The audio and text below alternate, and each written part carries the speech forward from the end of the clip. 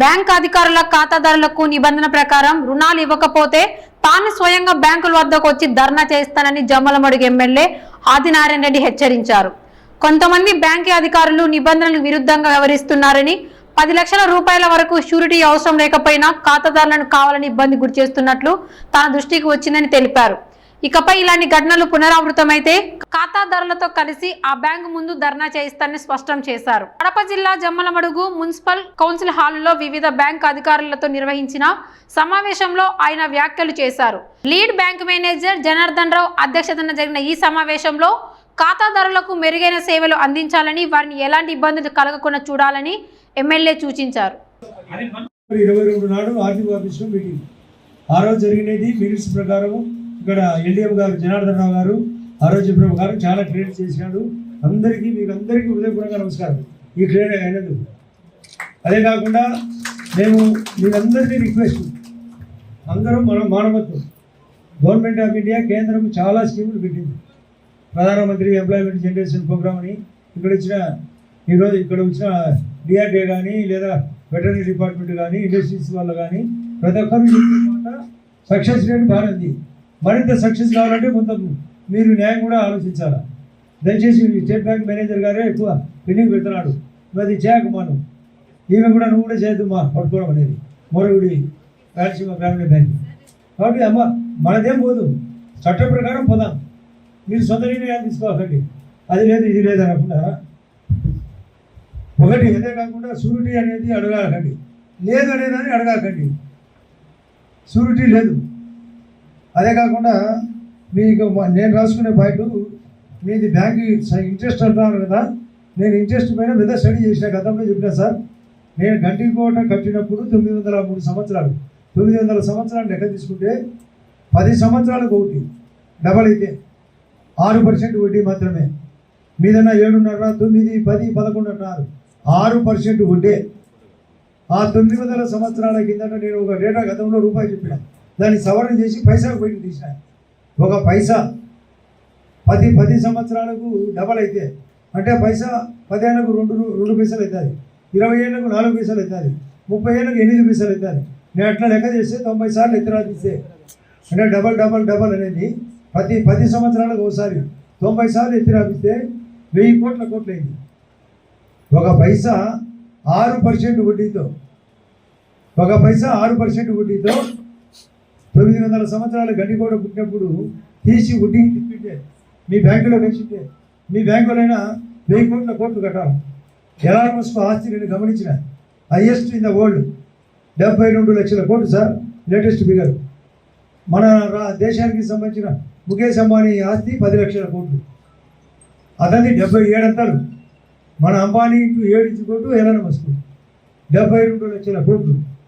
కానీ ఇది 1000 కోట్లు అంటే 1500 మంది ఎలానమస్కులు కొనచ్చు ఒక పైసాతో, 6% వడ్డీతో.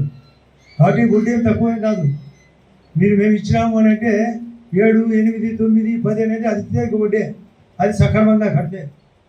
కాబట్టి అది కట్టేదానికి మీకు గవర్నమెంట్ ఆఫ్ ఇండియా ముందుకు వచ్చింది. కాబట్టి మీకు సపోర్ట్ ఆర్బీఐ ఫార్ములా ఉంది. కాబట్టి ఇది కేంద్రము ఆర్బీఐ నిర్ణయించలేదు. కాబట్టి మీరు సచ్చినట్టు దక్కినట్టు చేయాల్సిందే. మీరు సొంత ఫార్ములాను పెట్టకండి. ఇది బ్యాంక్ యొక్క ఫార్ములా. అందుకే మీటింగ్ పెట్టేది కూడా. ఊరికే మీటింగ్ పెట్టి మీరు మాట్లాడుకొని పోతే కాదు. ఇది పరిష్కారం అమలు కావాలా.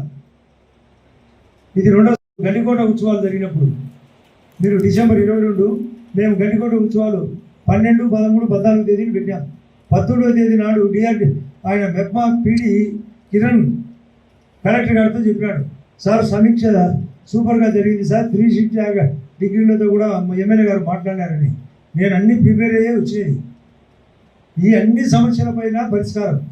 చేనేతలకైతే సపరేట్ ప్యాకేజ్ ఉందని చెప్తున్నాడు.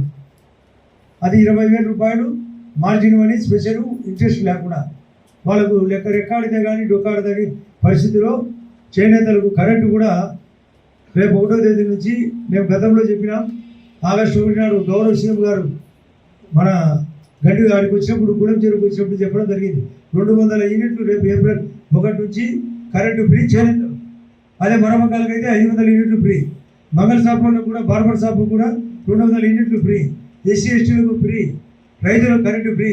ఎన్ని ఎందుకు పెట్టేది? పికప్ చేయాలని. అది కూడా బ్యాంకులు కూడా పికప్ చేయాలనే ఉద్దేశమే. బ్యాంకులు కూడా వ్యాపారమే, వడ్డీ వ్యాపారం. అది గతంలో లేదు, ఇది వడ్డీ భయంకరమైన వ్యాపారమే. బ్యాంకులు ఎన్ని ఇచ్చి కొంత ఎన్పిఏలో పడినా కూడా రికవర్ అయినా కారణం కొందరు కస్టమర్లు వేసిన డబ్బు తీసుకోలేము. అది మీకు ఉచితంగా దొరుకుతుంది. అది కూడా నేను లక్షల కోట్లు నేను గమనించిన. బ్యాంకులో ఉండే డబ్బులు వాడకనో చనిపోయో పట్టించుకోకపోనో 5 లక్షలు. స్విస్ బ్యాంకులు అయితే కొన్ని లక్షల కోట్లు మిగిలాయి. స్విస్ బ్యాంక్ అయితే మన బ్యాంకులలో కూడా మిగిలాయి.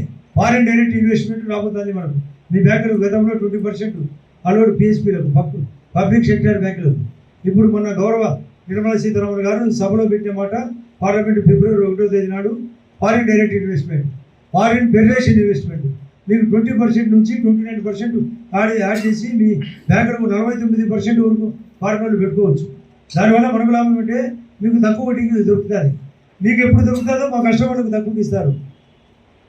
వాళ్ళది లిబరల్ ఫార్ములా, వాళ్ళది ఇన్సూరెన్స్ ఫార్ములా కూడా ఉంది అట.